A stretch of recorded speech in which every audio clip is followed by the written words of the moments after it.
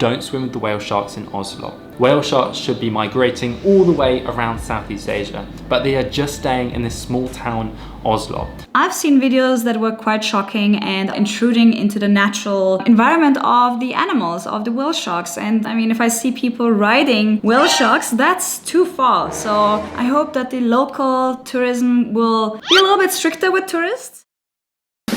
What's up, Philippines? It is a gloomy day today, so I thought, why not bring a little bit of sunshine to my life by just, reacting to a few videos that you guys recommended. And today I am reacting to a video of a friend of mine. Well, we're not close friends, but we are like travel vlogger friends. I met him and his girlfriend in El Nido, and I'm talking about Joel Friend. And he did a video about 15 things I wish I knew before visiting the Philippines. Budget, route, safety. So I'm very curious to see what he has to say because, as you know, we all have different experiences and a few culture shocks that are also involved when traveling somewhere new. But yeah, without further ado, I would just like to jump straight into this video.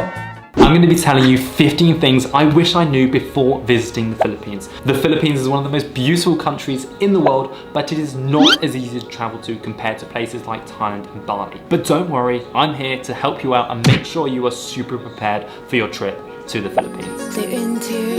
Okay, one thing that he said is actually quite true when you come there for the very first time. I personally experienced it myself. I was very unsure where to find the information that I needed for transportation, so that was kind of like a difficult thing. But let's see what he has to say. Nice shots. I'm Joel and I've spent 3 months traveling the Philippines, and it is honestly one of my favorite countries. In my opinion, it's got some of the best coral reefs and beaches in the entire world. But let's start with number one, and that is when to go. So most of the Philippines dry season is from December to April. However, in Siargao, it's a little bit different, and it's from March to October. The dry season is often the most touristy time of the year, so that's just something to keep in mind and know that there will be more tourists there, but not as much rain. So number two, let's talk. Yes, I agree. I have experienced this many times when traveling the Philippines, where people said, don't travel to the Philippines, it's rainy season. But you have to differ from where you're going to. Philippines is a big country, believe it or not. So there are quite a few weather zones, I would say. And you just have to make sure that the travel zone that you're traveling to is rather dry than wet. About local kind of transportation and how to get around, because it's actually a little bit different from other Southeast Asian countries. So number one, you've actually got jeepneys, and these are like really cheap, big old American trucks where you can just jump in and they take you down a road. Jeepneys are quite hard to navigate, but if you ask the driver, they can help you out. Also in the Philippines, you get tricycles, motorbike taxis, which in Filipino they call habal-habal, and then you also do have tuk-tuks in some places. These are really good and cheap ways to get around like your local town or village or get to your hotel. Also in major cities like Manila and Cebu, then they actually have the Grab app, so you can order taxis on your phone. I'm going to be talking about other transportation from buses, ferries, flights, all of that stuff later in the video, so stay tuned. So number three is how friendly and helpful the Filipino people are. They are so hospitable. Okay, quick stop. There are quite a few ways to navigate through the Philippines, and I think the best way is to, I think the website is called something to go, way to go, I don't know. I'll Google it, I'll put it here. If I find it, I'll share it with you guys. But that is actually one website that shows you every possible way to get from A to B in the Philippines. So very useful. If I find it, I will also link it in the description down below. Not sponsored, just a helpful advice. Hospitable. They will help you out in any situation, and also their English is incredibly good. The best English, I think, anywhere in Southeast Asia. Even the children can speak lots of English, and that's because they actually learn it in school. So you can actually have conversations with them, and they often like to practice their English too. So number four is don't spend too long in Manila and Cebu. These are big cities, there's quite a bit of traffic, and honestly, the best stuff is the island, the beaches, the coral reefs. Well, that's where the good stuff, and that's where you should spend your time. So number five is talking about SIM cards. Quick stop. Because I've been told many times to skip the cities, and to a certain degree I agree, of course. I wouldn't go on a vacation to, spend it in a city, in a country where you can find the most beautiful beaches in the world. But believe it or not, Manila can be really amazing if you know where to go and what to do. So the best way to explore Manila and just make the most of your visit is to actually have friends there, make connections with locals, and just explore it with them together. Because Manila is one of those cities, it's not about sightseeing, it's about experiencing it. And I think it has a lot to offer, especially for foodies. So just dropping it here because everybody's bashing Manila, and you know, I've been living there for quite some time. It's great too, but go to the islands. I personally used a smart SIM card and I highly recommend it. I had really good connection and you can actually top it up from your phone. The other thing to use is an eSIM. I've used two companies, and that is Nomad and Airalo, and both of these have really good connection and good deals. I've actually got discount codes for both of them, so if you want to use them and get some money off your first eSIM, then you can.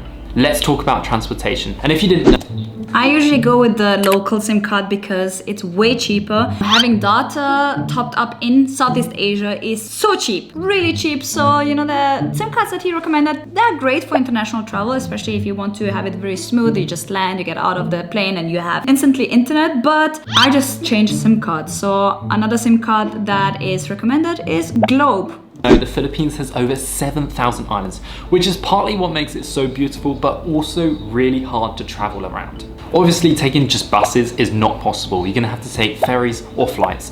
And obviously, flights is the most comfortable and the quickest way, but it does cost more money. The other way you can do it is take ferries, and these are quite uncomfortable and can take quite a lot of time, but they are cheap. Moving on to number 7, I'm going to talk about booking transportation because it is not as easy as any travel agency in Thailand. In Thailand, I agree. So easy. You can go anywhere, ask a hotel, and they'll book it for you. However, in the Philippines, it's more difficult. There's a couple of different ways it works. Sometimes you actually have to go to the port and book your ferry for tomorrow or that day. Or another way you can do it is actually use bookaway.com. I've used these before, and you can book online, you can use card. It is so good, and then you don't have to go anywhere to physically book it. I'll leave a link in the description to bookaway.com. Sometimes you actually have to go to the bus station and book your ticket just before you go, or sometimes like a day in advance for ferries. But it always changes. The best thing to do is ask your hotel and hopefully they can help you out. So the best way to book a ferry is to go there the day before, because usually they are pretty full and it can get very hectic, and sometimes you just don't land on the ferry at all just because you went there last minute. So it happened a few times, but you know, that's just life. Slow island life. Now moving on to number 8, let's talk about a daily budget. Everyone wants to know, how much is this trip going to cost me? And it is honestly more expensive than other countries in Southeast Asia.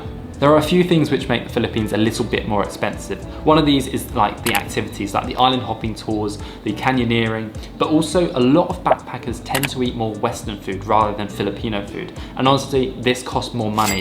You don't get big everywhere. Street food places like in Thailand or Vietnam.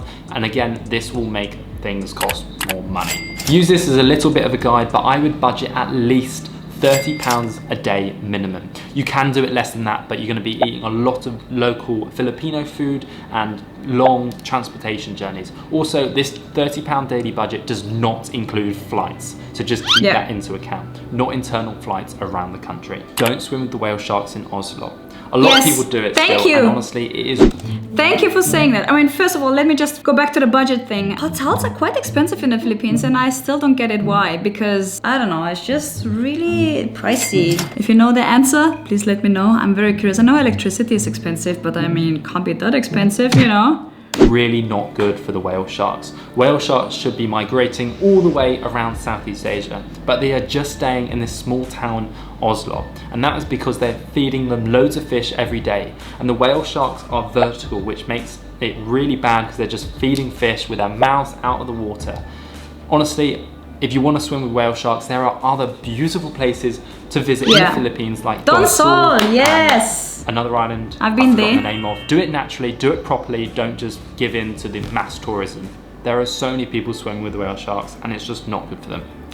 Yeah, this is something that I want to point out. You know, it's all about sustainability, and I do understand that people have to make some living as well, especially the community that profits from the whale sharks in Oslo. But I've seen videos that were quite shocking and intruding into the natural environment of the animals, of the whale sharks. And I mean, if I see people riding whale sharks, that's too far. So I hope that the local tourism will be a little bit stricter with tourists and just ensure that everything is a little bit, you know, more natural, not just like feeding them and doing crazy things, you know. So moving on to number 10, let's talk about accommodation.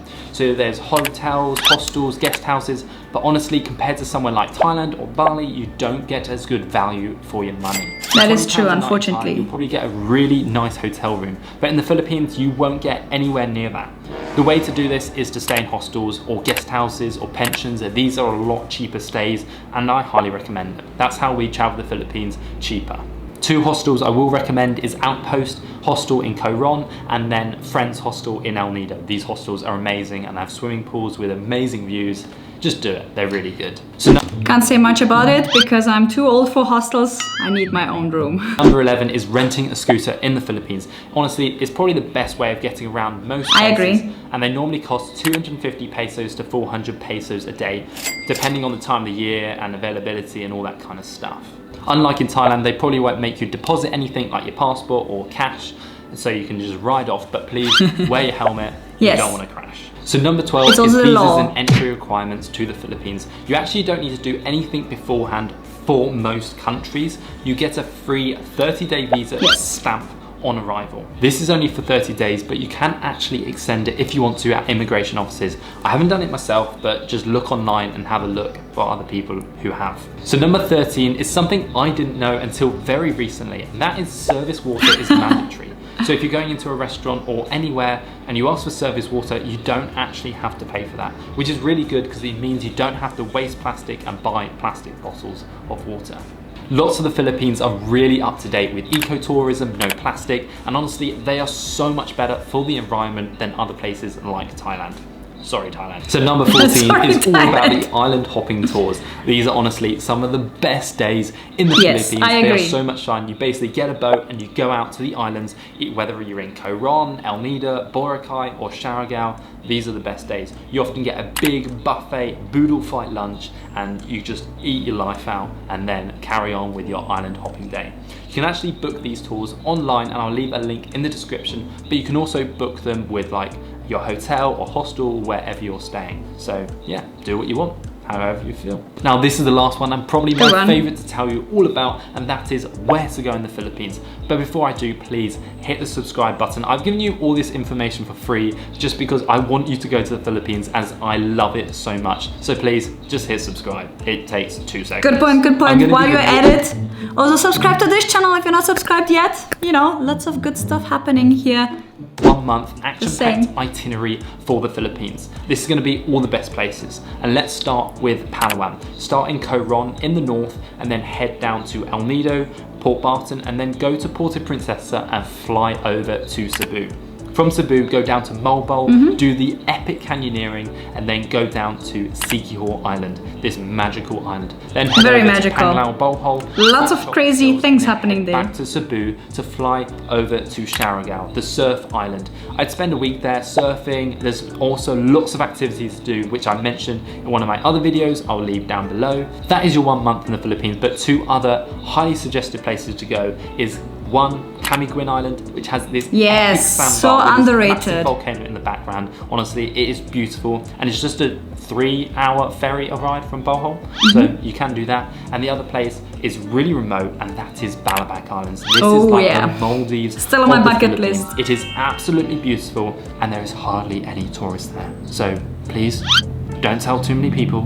Just go there, experience it, see the turtles, see the sandbars, see this beautiful, beautiful islands. Yeah, message me about it. Too late, dear friend. They're already building an airport there, so it's going to be flooded with tourists. If you have a chance to go now, go now. It's epic. I forgot a couple of really important things which I forgot to mention in this video, which I get asked quite a bit. And the first one is about safety in the Philippines. Honestly, we felt really safe most of the time. Yes. Even in Manila, well, personally, I really didn't feel threatened, even though you hear these stories of being, you know, more of a dangerous city. However, Amelia experienced when she was by herself that it just wasn't quite as safe. She got a lot more attention from the men when she was without me, and so she just didn't want that attention, but she never actually felt like physically threatened. So that's just something to take into account if you are solo female. The other thing is you need travel insurance, and Amelia and I use Safety Ring, and I'll leave a link in the description. Make sure you're covered before you come to the Philippines or anywhere on your travels. Okay, that's it. There we go. Okay guys, thank you so much for watching it. Again, please hit subscribe. It helps us to keep traveling, sharing this advice. Just making sure you really subscribe. And yeah, we really appreciate it. Thank you so much for watching. I will see you in the next video. Bye.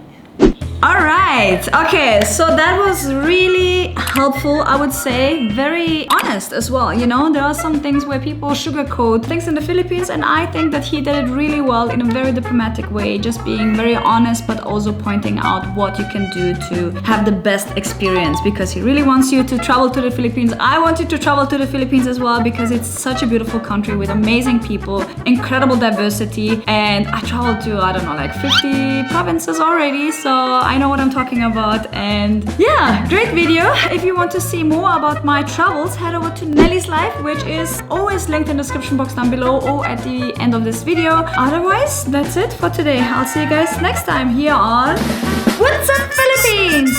Bye bye.